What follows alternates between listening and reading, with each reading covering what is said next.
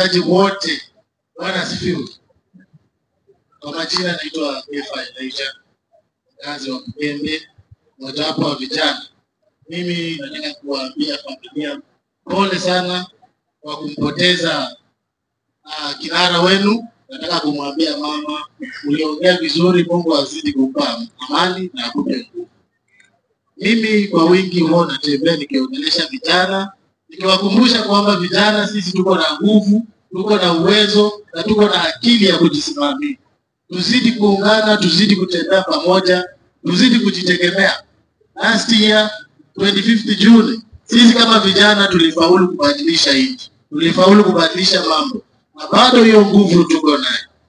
Mwingine alikuta mahali akasema vijana tuliharibu, lakini hapana, sisi vijana tuko na nia ya kutengeneza mambo. Hatuwezi kaa chini tukiona mambo yakiharibika.